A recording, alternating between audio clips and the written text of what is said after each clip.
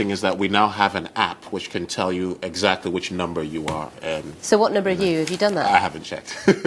Sally and I are joined by Alpesh Patel from, I only heard about it this morning, Alpesh Patel from Pravidian Partners. Good morning to you. You don't know which number you are, do you? Number 1. Oh, yeah, I walked right into that. Yeah, you did. Thanks for that, Alpesh.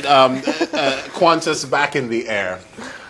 It's easy enough to calculate perhaps the financial damage that's been done, but the reputational damage to Qantas, that's a bit more difficult to measure, isn't it? Well, speaking of reputational damage, I mean, forget the fact that it's £20 million daily it's estimated to cost Qantas. Forget the fact that there's 70,000 passengers who have been disrupted, some of them probably watching at airports right now, this programme. Forget the fact that the arbitration agency has ordered that they've got to go back to the negotiation table, otherwise there will be a binding arbitration imposed upon both parties. No, none of that's relevant to the Telegraph business section. What's the most important thing is that the band Kings of Leon were disrupted in their tour. But the band Kings of Leon have got a bigger reputational problem than even Qantas, because I'm outing myself on air as being a fan of the Kings of Leon.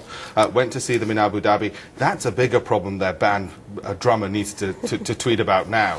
What about, though, the way this was all handled? Moving on from the Kings of Leon element, of course, Alpesh, but just looking at, you know, the move by the chief executive to just play hardball, you would argue. I mean, we all look at this situation with Qantas, having been through a long, protracted situation with British Airways. I know that's all kind of figured out now, but some would look at how things were done in Australia and think, maybe we should have done that here, or maybe we shouldn't have done that here. Maybe that was a terrible way of dealing with things. I suspect 12 months from now that chief executive's going to be working at somewhere else, and probably not an airline. Not the manager for Kings of Leon? No, I suspect managing a McDonald's, because I think that was a huge own goal, both reputationally and cost-wise. And the unions are going to be even more aggressive in return. If you match them, if you retaliate commensurately, then that's fine. But what he seems to have done is press the nuclear button, and I suspect his shareholders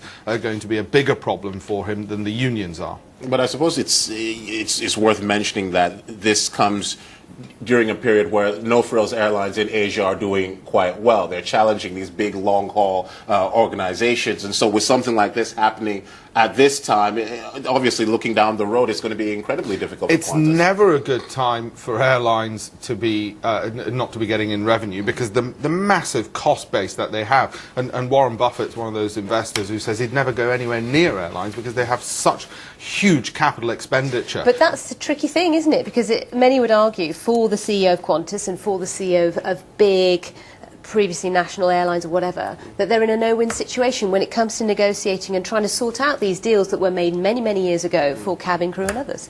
Well, of course, the unions have some degree of negotiation power, but if you go and shoot yourself and say, well, actually, we're going to impose upon ourselves a bigger loss than the unions can ever do to us, I just don't see how it makes negotiating sense. Not least because now it's been taken out of the CEO's hands. They've got 21 days and they're going to have a solution imposed upon them. And I can guarantee you, for 20 days, nothing will happen.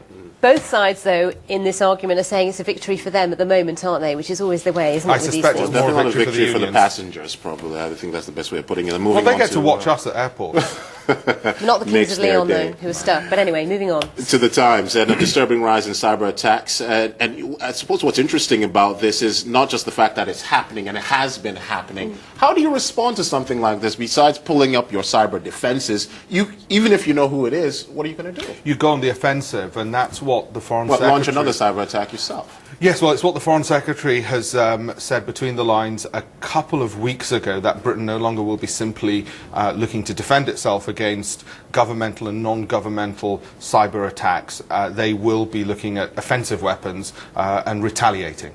And I think at the moment that's exactly what the government's looking for, tools not just to defend itself, but actually give some of this back to other countries. What's interesting here is the world has fought war. Governments have fought wars over resources for centuries. We now live in an electronic age. How long before we start fighting wars over intellectual property? Because this is what the cyber attacks are about. They're trying to steal intellectual property and state secrets, particularly intellectual property from defense companies, intelligence-related companies, valuable intelligence to their corporate actors in their own countries. But Alpesh, given the complexity of the internet, and we all know cyber attacks can be launched from anywhere in the world, how do you pin down, if you make the accusation against the government, say we're going to retaliate, there's obviously a danger there, you know, in this turning into completely something out of hand.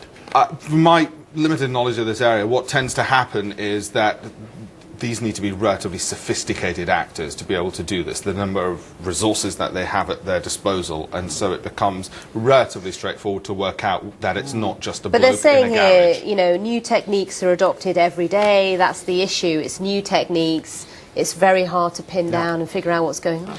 Which suggests you've got a whole load of people whose day job isn't something else. And when their day job is this, they're obviously getting paid by someone, again, points to governmental agencies and large corporations.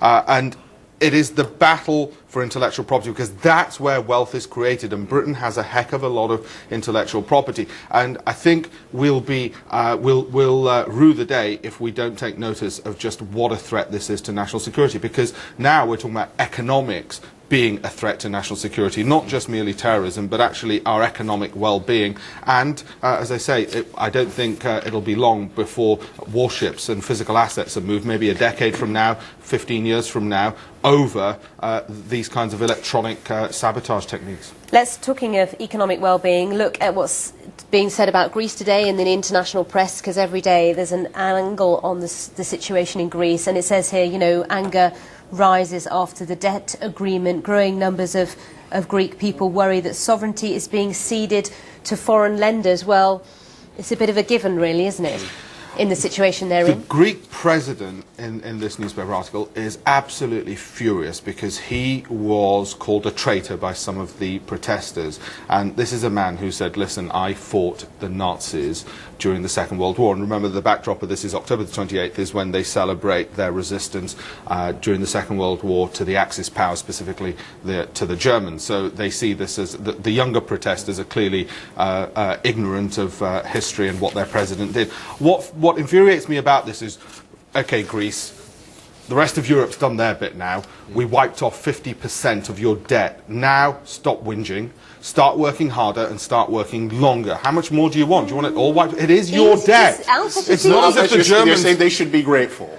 Oh, heck yes. It is their debt at the end of the day. I mean, look, there was a point at which we'd say, look, yes, we've got to wipe some off. You know, this is a proud nation. They're good people. Stop putting this huge pain on them. But when you say work harder, work longer, to the young protester, he may say, I'm really trying to, you know, work, but I just can't get a job. But let's move on very quickly. 50% debt wiped off. Stop calling your president a traitor who is a war hero. Time's running out, Alpesh. Very quickly, your take on China coming to the helping hand of Europe in China Daily. Yes, President Hu Jintao is visiting Europe. Wow, that man's going to be popular because it's a rich man in a poor house. Right. He's coming for the G20, and it'll be interesting to see that there'll be no criticism whatsoever from any of the other 19 members of the G20 of China or anything to do with China and what a wonderful country it is indeed. In many regards, it is a wonderful, wonderful country. Okay. But he's going to be a popular man. Alpesh Patel, always a lot of fun to have you and a pleasure. Thank you so much for coming in. And that's all we have for now on the Newspaper Review. Yeah, thanks very much indeed for joining us. Stay with us here on BBC News. Plenty more ahead. We'll see you soon.